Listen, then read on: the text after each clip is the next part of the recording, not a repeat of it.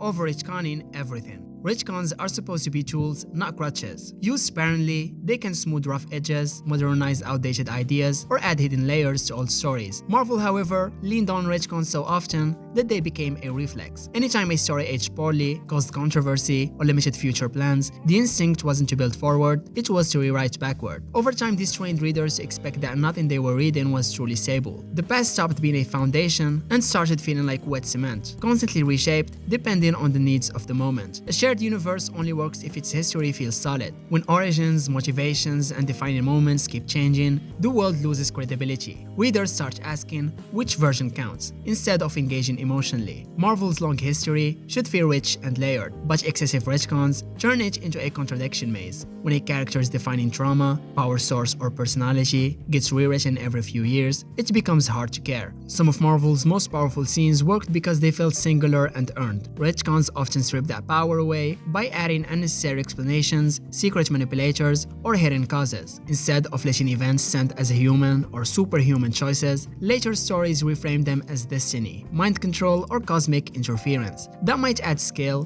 but it removes responsibility and emotion. Marvel often defends retcons as adding complexity, but complexity isn't the same as confusion. Layering new information on top of old stories without respecting their intent doesn't deepen them, it muddies them. New readers feel lost, long-time readers feel annoyed, and writers are forced to keep track of a constantly shifting canon, and this restricts creativity. Writers spend more time explaining continuity than telling stories. The universe starts serving the timeline instead of the other way around. Many retcons exist not because a story needed expansion, but because it failed. Controversial arcs, poor characterization, or bad ideas get fixed retroactively instead of acknowledged and moved past. While this can soften backlash, it also avoids accountability. Every retcon sends the message that Marvel isn't confident enough to live with its own mistakes. Ironically, owning a bad story and building forward from it often creates stronger narratives than pretending it never really happened. I'm not saying you can't do retcons, just don't overuse it. The Marvel Universe is at its best when history feels cumulative.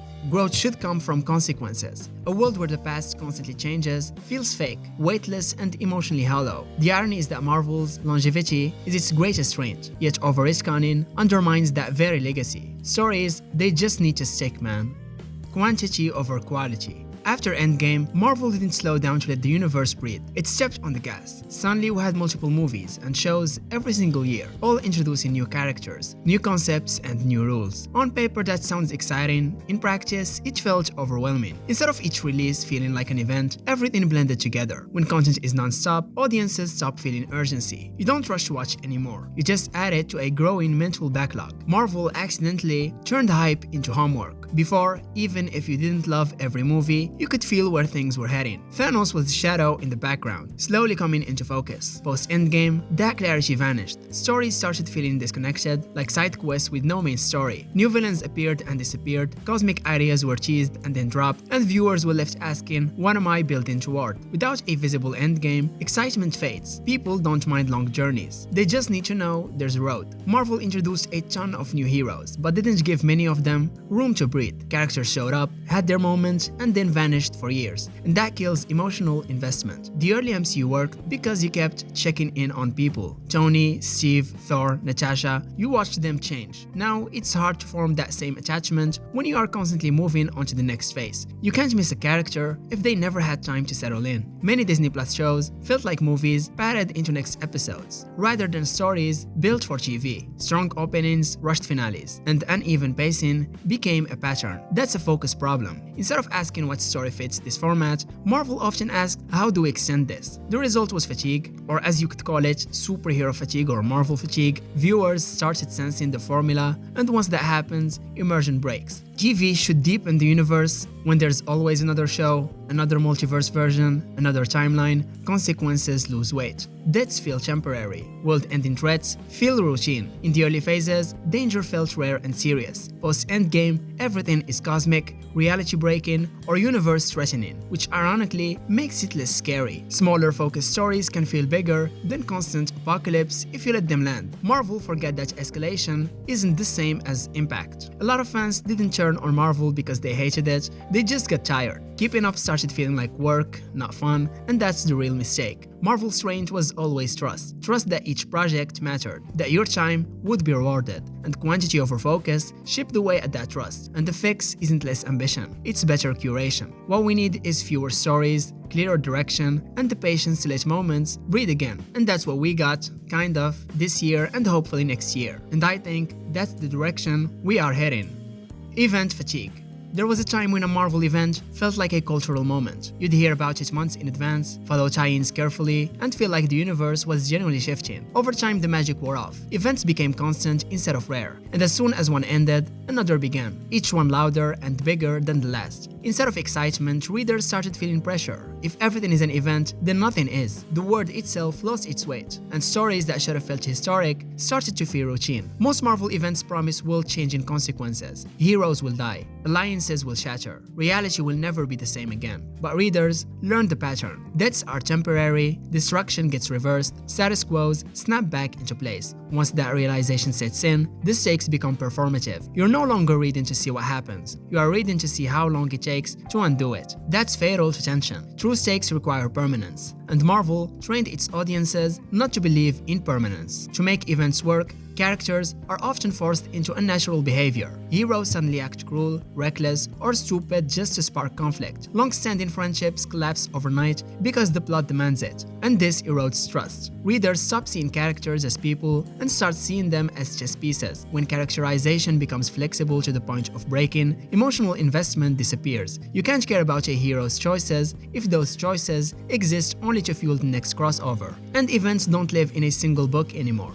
They sprawl across dozens of issues, forcing readers to chase the full story. Miss a tie-in, and you miss context. For casual fans, that's exhausting. For dedicated fans, it's expensive and time-consuming. Instead of inviting people in, events push them away. The universe starts feeling less like a shared world and more like a maze. And when reading comics feels like homework, passion fades fast. One of the quiet casualties of event fatigue is intimacy. Character-driven arcs, slow development, and smaller emotional stories get paused or derailed to make room for the next crossover. Writers are forced to interrupt their own narratives to serve the event machine, and that fragmentation hurt long-term storytelling. Some of Marvel's best work has always come from quiet moments, relationships, identity struggles, and personal growth. Constant events drown those moments out with noise. Yes, they don't make fans hate Marvel, but it made them stop caring. When readers feel like nothing truly matters, they disengage. They skip events, they drop titles, they check out mentally. So the stories aren't always bad. They just feel disposable. And to fix this, Marvel needs restraint, patience, and the courage to let fewer stories actually matter.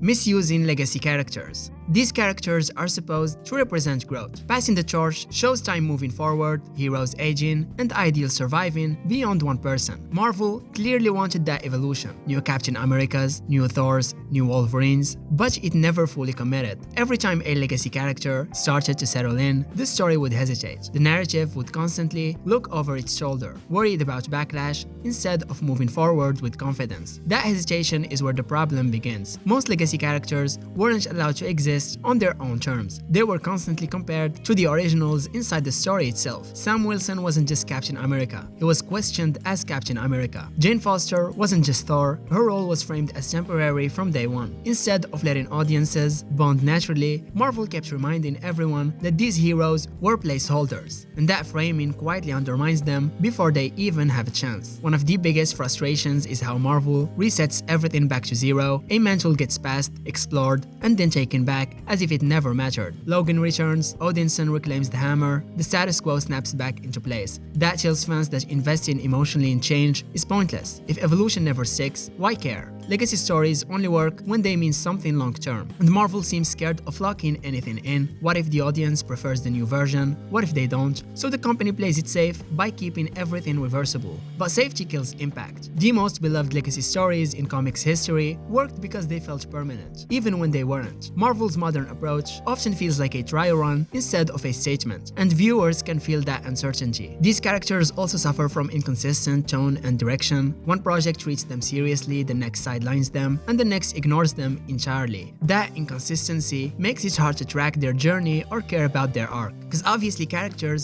need momentum, and when they disappear for years or show up radically, altered without explanation, audiences lose the emotional thread that made them compelling in the first place. They shouldn't exist just to hold a spot warm. They should redefine what the symbol means for a new era. And Marvel had the chance to show that heroism evolves with society, that ideals adapt without being erased. Instead, legacy often feels like a temporary experiment rather than a genuine passing of the torch. Until Marvel truly commits to change, legacy characters will keep feeling like almost heroes instead of fully realized ones.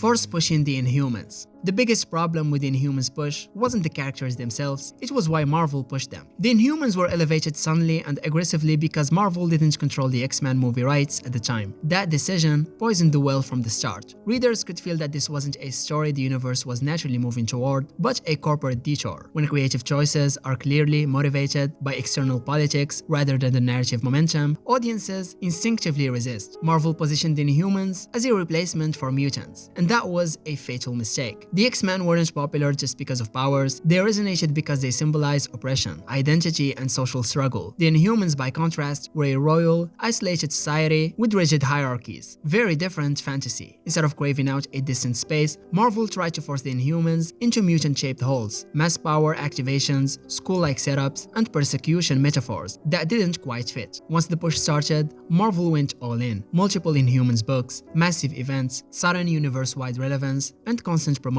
The problem, emotional investment, hadn't been earned yet. Characters like Black Bolt, Medusa, and Karnak worked best as mysterious outsiders, not headline stars. Marvel skipped the slow build and went straight to dominance, and that kind of oversaturation creates fatigue fast. Readers felt like they were being told these characters mattered instead of discovering why they should care. To elevate the Inhumans, Marvel actively weakened mutants. X-Men stories grew bleaker, characters were sidelined or killed, and entire lines felt intentionally diminished. That bred resentment. Fans felt their favorite corner of the universe was being punished. When you lift one group by kneecapping another, nobody wins. The Inhumans became associated with loss rather than excitement, which is the worst possible branding for a rising franchise. And that's without even talking about the TV show. The Inhumans TV series embarrassed the brand. Cheap visuals everywhere, rushed storytelling, and a total misunderstanding of what made the characters compelling killed any remaining goodwill. For many viewers, that show became their first exposure to the Inhumans, me included. And first impressions mattered the most. The Inhumans in the show felt small and awkward. After that, Marvel quietly pulled back, proving the push had no long-term confidence behind it. The Inhumans could have worked. As a niche cosmic royal corner of Marvel, strange and dangerous, they had real potential. But forcing them into the spotlight before they were ready and tying them to corporate agendas doomed the experiment. Marvel eventually course-corrected once the X-Men rights returned, but the damage was done. The Inhumans became a cautionary tale. You can't manufacture love for characters. You have to let stories earn it.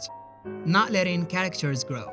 One of Marvel's most damaging habits is its obsession with keeping characters frozen in time. Growth happens, lessons are learned, relationships evolve, and then everything snaps back. Careers vanish, marriages dissolve, trauma gets ignored, and maturity is treated like a problem to be fixed. This approach may keep characters recognizable, but it strips stories of meaning. When growth is always temporary, readers stop believing in change altogether. Instead of long arcs that feel earned, everything becomes cyclical. Whenever a hero evolves, Marvel often frames it as something that needs correction. A character gets old, wiser, calmer, or emotionally fulfilled, and suddenly the narrative punishes them for it. They lose their job, their family, their powers, or their identity. Happiness becomes suspicious, stability becomes boring, and this sends a clear message. Heroes are only interesting when they are miserable. That mindset turns character development into a liability instead of a payoff, and it actively discourages long-term investment from readers. Instead of growth, trauma gets recycled as a personality loop. Characters relive the same pain, make the same mistakes, and have the same emotional breakdowns over and over again. At first, that can feel raw and realistic. Over time, it becomes exhausting. Healing doesn't erase drama, it creates new kinds of drama. By refusing to let characters truly move past their lowest points, Marvel traps them in emotional stasis. Aging characters mean acknowledging time, consequences, and legacy, and Marvel is terrified of that. Letting heroes age would require succession, mentorship, and permanent change. Instead, Marvel relies on sliding timelines and soft reboots to keep everyone young enough. The irony is that this makes the universe feel artificial. Real worlds change, people grow, and when a universe refuses to evolve, it starts to feel like a theme park instead of a living world. Long-time readers invest years following these characters. They remember progress, sacrifices, and growth, even when the books pretend they didn't happen. Constant resets feel like betrayal. It tells readers that their emotional investment was temporary by design. That discourages loyalty. Why stay committed when nothing sticks? Marvel often focuses on onboarding new readers, but forgets that retaining old ones requires respecting history, not erasing it. Their biggest misconception is believing that growth makes characters unrelatable or unmarketable. In reality, stagnation is far more damaging. Yes, characters can grow without losing their core. They can age without becoming irrelevant. Growth adds layers, context, and depth. The MCU proved this by allowing characters to change, retire, or die with purpose. Comics could do the same if Marvel trusted its audience enough to let stories actually move forward.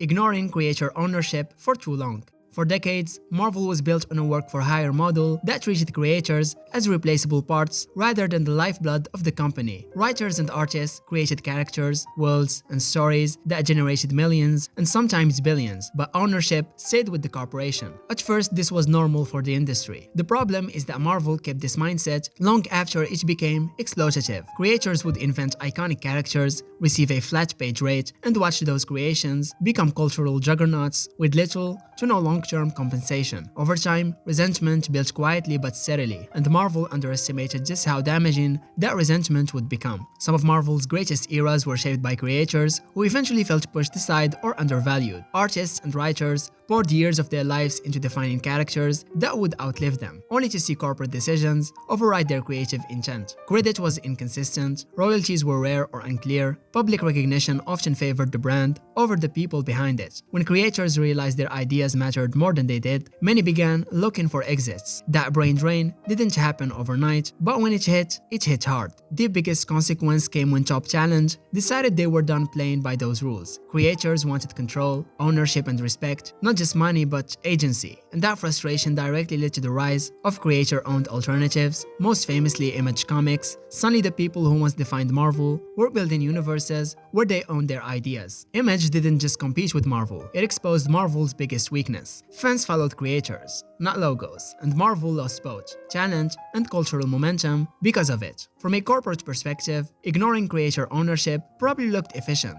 Why give up rights when the machine keeps running? But that thinking sacrificed long-term innovation. When creators feel disposable, they stop taking risks. They stop giving you their best ideas. Marvel slowly became a place where groundbreaking concepts were pitched elsewhere first. The company saved money in the short term, but paid for it in stagnation, reputation damage, and challenge flight. You can't build a creative industry by treating creativity like an infinite resource. Here's the cruel irony. The MCU is powered almost entirely by characters created under those old, unfair systems. Films make billions, merchandise floods the world, and yet many of the original creators receive minimal recognition or compensation compared to the scale of success. That disconnect is impossible to ignore now. Fans know who created these characters. Creators speak openly about their experiences, and Marvel eventually introduced improved royalty systems and creator credits. But for many, it came too late. The trust was already broken. Ignoring creator ownership taught creators to view Marvel as a stepping stone, not a home. Even now when conditions are better, that legacy lingers. The lesson is simple. Stories don't come from corporations. They come from people. Marvel thrives most when it empowers the minds behind the magic. When it doesn't, history shows exactly what happens. Talent leaves, innovation slow, and the future gets built somewhere else.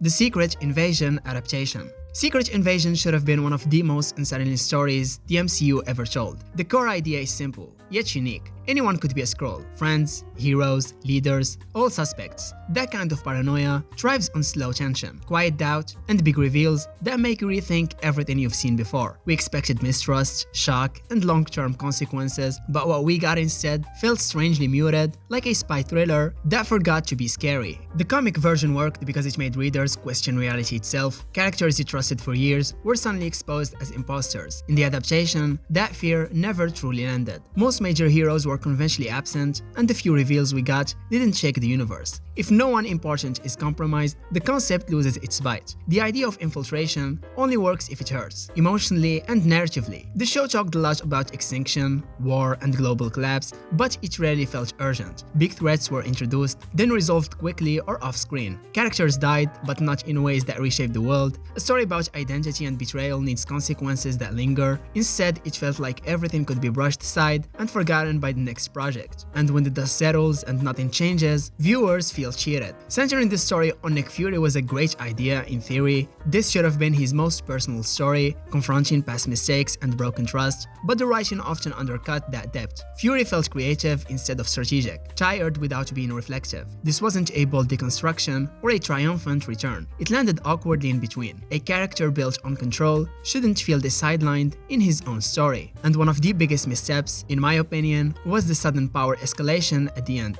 Dumping multiple hero abilities into a single character shattered internal logic and cheapened years of build-up. Instead of clever espionage, the story ended with raw power nonsense. Secret Invasion was never supposed to be about who hits hardest. It was about deception. Turning it into a CGI-heavy finale betrayed the very genre it was aiming for. The whole thing was forgettable. For a story meant to redefine trust in the MCU, it barely left a mark. No long-term consequences, no lasting scars, and no reason to rewatch earlier stories with new suspicion. A storyline called Secret Invasion should make the universe feel unsafe, but it came and went like a footnote.